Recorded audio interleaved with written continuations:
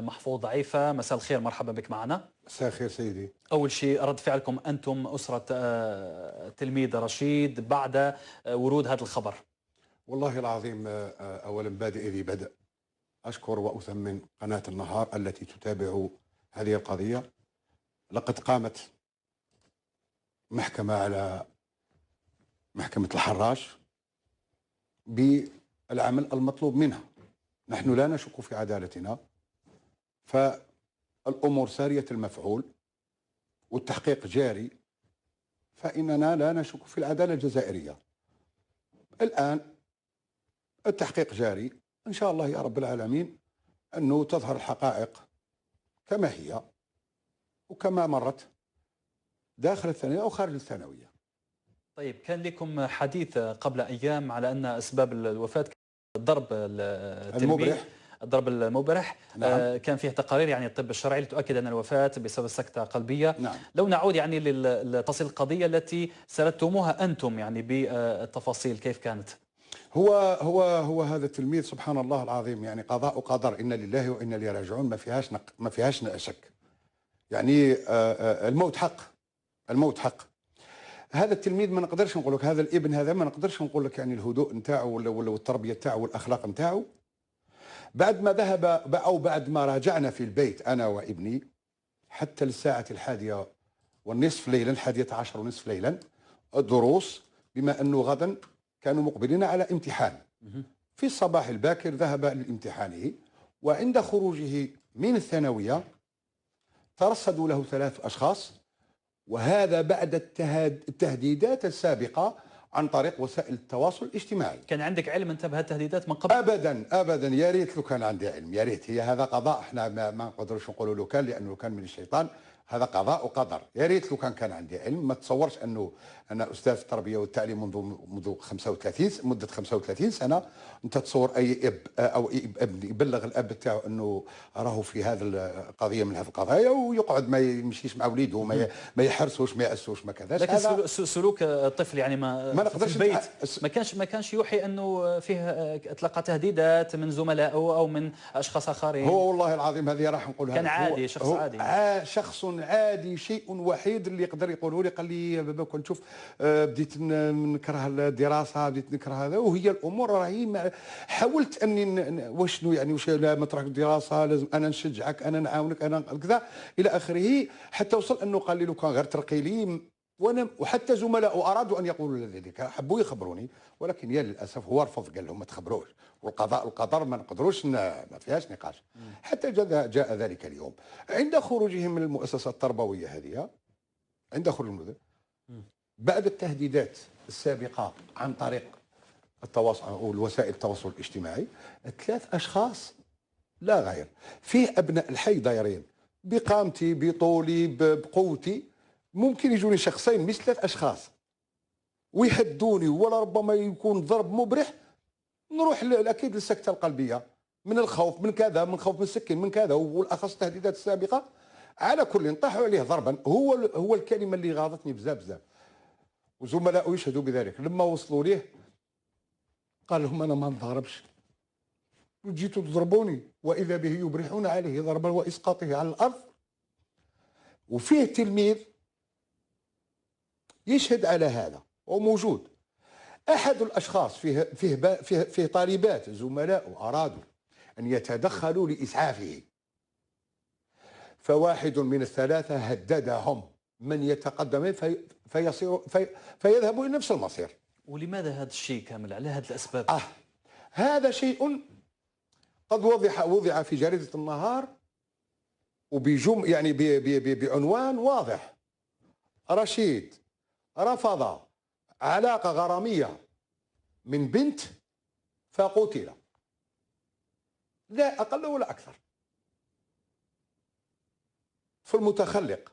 وهذا هو الشيء اللي ما خلاهش يعلمنا، لأنه في هذا البنت هذه من الحشمة ما حبش. قضاء وقدر، هو الله يرحمه برحمة الله، وهذا ما كان رحمه الله. الله طيب، يسترك.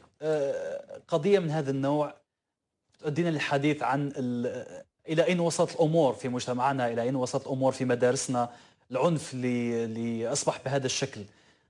قضية صغيرة يعني يشوفوها الناس صغيرة، يعني مجرد علاقة غرامية ما بين شاب وشابة تتحول يعني تمشي في هذا الطريق إلى الضرب الذي يؤدي إلى القتل، يعني القتل. الوفاة، يؤدي إلى الوفاة. أنت كأستاذ يعني تفضل. مقارنة بالماضي، أين كان المدرسة تعلم وتنتج جيل طيب الأعراق هكذا أنا كما معك. قيل في الشعر. أكيد. الآن في هذه الظروف، هذه قضية رشيد وقضايا أخرى، كيف ترى يعني كيف ترى أنه هذا الجيل ماشي إلى أين متجه هذا الجيل؟ وراك يا ماضي، أين أنت يا ماضي؟ ولكن بني أوضح لك في ثلاث، يعني في جملة يعني مضبوطة. بادئ يعني كما نقولوا لما الإنسان، أنا أريد من خلال قناتكم أن أقول أنا مجيئي هنا ليس من باب الإشهار، وإنما من باب أخذ الاحتياط من طرف الأولياء والمؤسسة الأمنية والمؤسسات الأمنية وما يشبه ذلك. احنا رانا نشوفوا يوم من تحريات، وإذا به أصبحت الآن أنا موجود في تحريات وموجود في وضع مثل هذا. أنا أقول لك صراحة يا سيدي، ومن خلال منبركم، والسيدة الوزيرة تسمع أكيد أنه يوصلها، راهي كوارث في المتوسطات والثانويات يا جماعة. شكون يتحمل المسؤولية؟ تحملوا كلنا مسؤولية، وعلى رأسهم وزارة التربية. الآن ما فيش مديرين يا شيخ، ما فيش مديرين، فيه ناس مكلفين سبحان الله العظيم. الآن احنا في بيوتنا 5 أطفال مثلا أو 4 أطفال وزوجة، رانا ما نقدروش نسيروا الأمور، ما سهلة. وين رأيك يا مؤسسة تربوية 900 تلميذ، مدير مكلف، مراقب مكلف، والحارس، سبحان الله العظيم. وانا شخصيا هذه القضيه هذه دخلت سابقا، ورحت للسيد مدير التربيه لاكاديميه شرق الجزائر ونبهته للشيء هذا، الله اعلم ما قام به. الى هذا ثاني فيه مدير مكلف والاساس ما فيش شخص حازم من وراه الحزم يا سيدي، وراه الحزم. طيب. ليست سهله. انا هذا هو الشيء الذي اردت. حتى تعيين الاشخاص والمسؤولين لازم لهم معيار، لازم لهم معيار يا اخي. ترى انه ما بقاش فيه قرب ما بين المسؤولين تاع المؤسسه والتلاميذ، ما بين الاستاذ والتلاميذ، بعيده كل البعد، بعيده كل البعد. المدير، انا نقول لك المدير المكلفين هذم عندهم وثائق وما يشبه ذلك، ارسل ما ارسل، استقبل ما استقبل، لا اقل ولا اكثر. المراقب هذا يوقف واش راح يدير؟ يقدر يحس 900 تلميذ انت؟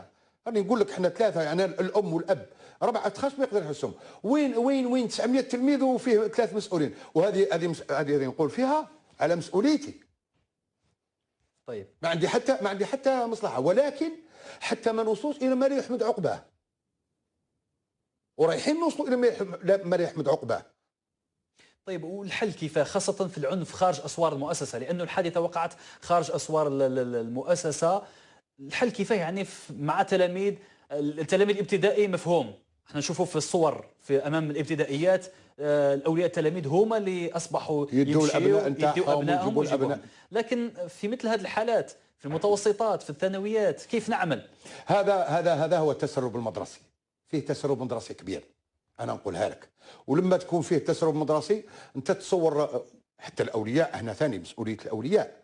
حتى التسرب المدرسي ليس بالسهل. اذا كان ما توجهش الطفل مثلا الى تكوين او الى كذا كذا، اكيد انه رايح باللغه الفرنسيه لا ديلينكونس ما فيهاش نقاش، فهمتني؟ فلذلك لازم الاولياء توقف، المؤسسات الامنيه توقف، وزاره التربيه توقف. انا والله صراحه من هذا المنبر تمنيت صراحه من وزاره التربيه على الاقل يا اخي تبعث تكون لجان وتبعثهم للمؤسسات التربويه حتى يشوفوا وراه النقائص، وراه واش لازم واش كذا. هذه الامور لا وجود لها. لا وجود لها. على كل انت لما تحمل المسؤوليه يعني. نعم. الى من تحمل المسؤوليه؟ المجتمع بصفه عامه، كلنا كاباء، كمسؤولين، كاداريين، كتربويين، كلنا نتحملوا المسؤوليه. كلنا ما فيهاش نقاش. هو الله يرحمه برحمه الله. وفيه تلاميذ من قبل وطلبه سبقوه من هذا، يعني وقع لهم ما وقع لابني. الان انا متاكد ومتاكد حتى الاباء يضعوا انفسهم في مكاني. انا عمري لا كنت اتصور ان يوم من الايام نوصل لهذه الدرجه، ولكن يوم وصلت لها احنا ما نتمناوش ابناء الشعب الجزائري يوصلوا لها. الشيء الذي اريد ان اقوله لك، احنا من يثبت احنا مستقبل الطفل هذا اللي توفى كيفاش راح يكون في المستقبل، واش تكون الدرجه تاعو. الان اصبح طالب العلم لازم علينا احنا كاولياء الابناء نتاعنا نوصلوهم للمؤسسات التربويه، يا اما بالشاقور يا اما بالسيف يا اما بالمطوه يا اما لا ما فهمتش انا والله شخصيا ما فهمت والله. كذلك سيدي اريد ان اضيف فكره اخير فقط. تفضل. هي الاخيره. باختصار. اتمنى أن هذه القوانين يجب ان تكون الاخص في ابنائنا في فلذات اكبادنا، لازم تكون قوانين رضعيه.